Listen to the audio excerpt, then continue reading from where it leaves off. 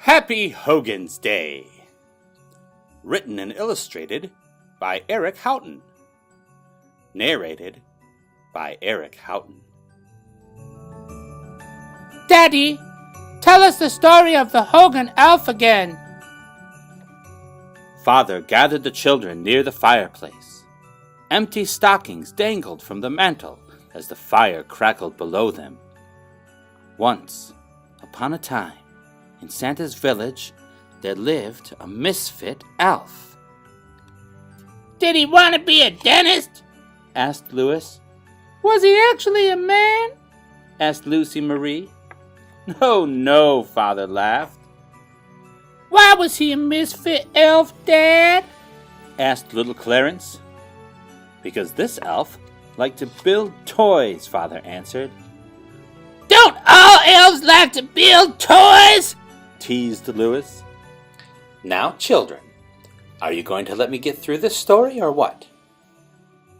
A hush fell over the room. This elf liked to make toys, and then break toys, and then make the toys again. And his name was Hogan. Now, Hogan liked a good challenge, Father smiled. So at night, when the other elves were sleeping, and Santa was watching TV, Hogan would sneak back into the workshop to demolish the toys that were made that day. Then, he would attempt to rebuild the toys by morning, before Santa and the other elves caught him.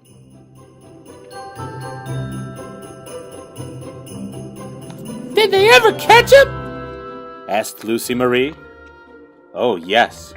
Santa noticed his expenses were through the roof, and many of the toys were coming out not quite right. So he set up an elaborate surveillance system.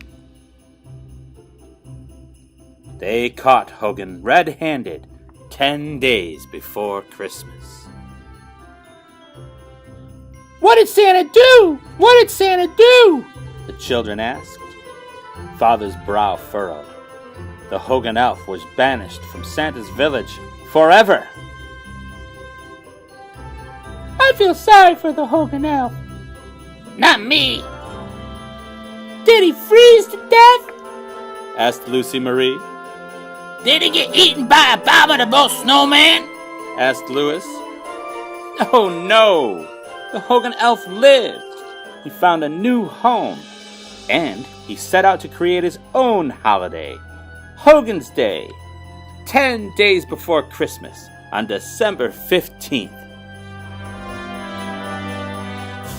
Golly! And that's why, my children, every year, 10 days before Christmas, the Hogan elf comes to our house, takes apart our toys, puts them back together, and then stuffs them in the stocking. Don't forget the candy, Lucy Marie reminded Father. That's right, Lucy. Hogan also eats the leftover Halloween candy and puts the wrappers in the stockings too. Goodness, look what time it is.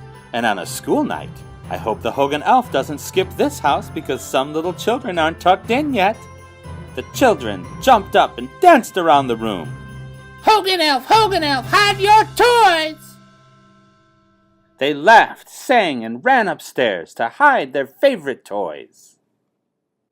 Then they brushed their teeth and went to bed.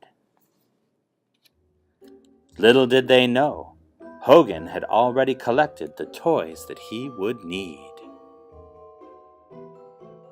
Late that night, little Clarence got up to go to the bathroom. Father was still banging around in his workshop.